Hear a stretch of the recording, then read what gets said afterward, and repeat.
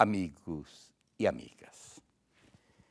Agora, na riqueza da sensibilidade do maior convite que Deus nos faz, convertei-vos. Converter-se não é só olhar as feridas, as fraquezas que aconteceram, não é só olhar o passado. Converter-se é abrir-se para o enamoramento com Deus. Por isso, nada mais nos tolhe nesse enamoramento com Deus do que aquilo que a Igreja, na sua sabedoria, desde a infância vemos aprendendo os 7 pecados capitais, que, aliás, não são só da Igreja Católica, de todas as grandes religiões. 7 pecados capitais. Por que capitais? Porque eles são as portas por onde entra a corrupção da nossa existência, da sociedade, da vida e do desvio. E nessa entrada pelos pecados capitais, tão propícios, que às vezes não refletimos, o orgulho é o pai de todos os pecados que possa existir. É o orgulho que gerou a morte do paraíso. É o orgulho que faz o ser humano dizer não a Deus através de todos os tempos.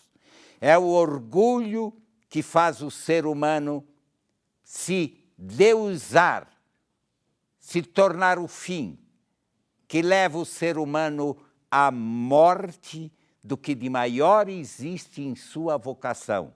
A vocação do relacionamento, a vocação da fraternidade, a vocação da partilha, a vocação da comunhão e a vocação, acima de tudo, com o Criador.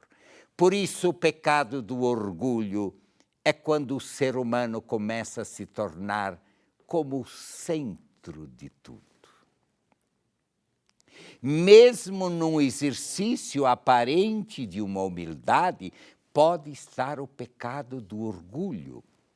Quando eu não aceito nenhum elogio, quando eu me coloco num ponto de não aceitar a ajuda de ninguém, nem do Criador, nem da vida, é um pecado de orgulho, aonde eu me centro o fim, me ponho como norma, e aonde eu decreto que a minha existência é caminhar de acordo com a minha vida. É o pecado do orgulho. O pecado do orgulho é a mãe dos maiores vícios de nossa existência.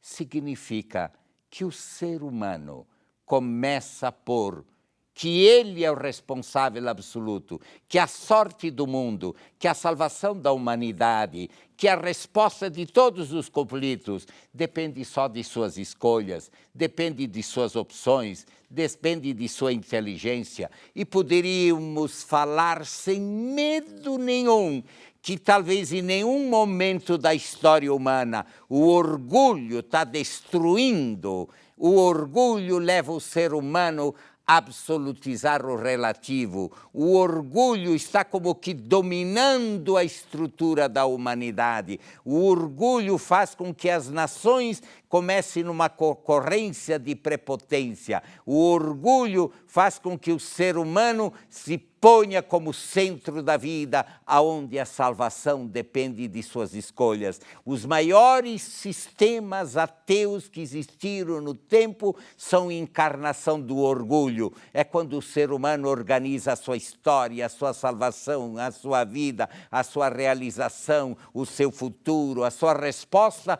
por si próprio, esquecendo a capacidade da convivência, esquecendo a capacidade da vida, esquecendo o convívio com Deus. É a maior ruptura que possa existir no ser humano uma pessoa orgulhosa. E a mais terrível é uma pessoa orgulhosa com cara de humilde, que não aceita nenhuma ajuda, que se aniquila e não quer ajuda. Por isso, o contrário do orgulho é a humildade. A humildade não é não reconhecer os valores. A humildade é a verdade. A humildade é se alguém dizer que eu sou bonito, Se alguém diz que bom, é bom. A humildade não é negar a verdade. A humildade significa, em primeiro lugar e acima de tudo, descobrir, acolher, viver de que eu sozinho não me explico. Humildade verdadeira é sentir que sem Deus não temos futuro, não há resposta. E sentir humildade me leva a eu coparticipar minha vida com Deus e com os outros. A humildade me leva a eu reconhecer o valor de todas as pessoas. A humildade me leva a reconhecer que há muito de bem em minha vida. A humildade me leva a eu realmente pedir ajuda de todos. Todos são responsáveis para que seja um bom padre. Uma pessoa humilde, imediatamente amada. E é por isso que o Criador do céu e da terra, o dono de tudo e de todos, começou com a primeira grande opção de sua vida, como nos fala o Evangelho, a carta aos Filipenses, embora fosse o Filho de Deus. Uma vez Filho de Deus se tornou homem, o mais pobre, o último dos homens. Imaginar o Criador do céu e da terra se despindo, lavando os pés, se tornando servo. Imaginar o Criador se tornar criatura e nós não aceitamos ser criatura. Isso é humildade, isso é grandeza, isso é posse. Uma pessoa humilde aceita a convivência. Eu aprendi da minha vida através das minhas fraquezas, eu gostaria de partilhar isso. Eu errei demais quando eu quis dirigir minha vida sozinho. Não é não ter minha segurança, não é não ter meus princípios, mas eu aprendi desde sempre, pelas minhas quedas, pelos meus momentos de dor, pelos meus erros, a pedir ajuda. Eu tenho um grupo de pessoas na minha vida que são mais íntimos, que eu peço com frequência: como é que vocês me veem como padre? Como é que vocês queriam de um padre? Me olhe, me conduza pelo caminho do bem, me ajude a ser um bom padre. Eu acertei sempre, como professor de teologia, eu sempre fiz com que os alunos também me ajudassem a ser melhor. É isso, humildade. Humildade é quando a gente vê o valor de todos, é quando a gente não exclui ninguém, é quando a gente precisa de todos e de Deus e da vida. É quando a gente chega à maior maturidade da vida, a maturidade de caminhar, de se transformar, mesmo que os anos enruguem as faces. Ah, meu bom Deus, quebre em mim hoje, quebre em nós a autossuficiência do orgulho, e abra-nos para a humildade da verdade, da mútua ajuda, do trabalho mútuo. Mamãe, hoje, volte para sua casa, pergunte para sua esposa: como estão meus juramentos do tempo de namorado e de noivo? Como está você? Está contente? Volte para seus filhos, peça, me ajude a ser pai. Volte para a igreja, volte para as pessoas, abra-se acima de tudo de Deus. Descubra a sua vida ter sido orientada por Deus. E você matará o orgulho, a maior enfermidade, mãe de todos os vícios, de todas as ruínas.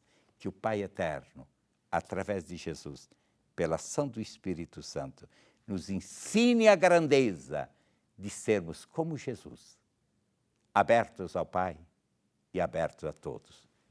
Em nome do Pai, do Filho e do Espírito Santo. Amém.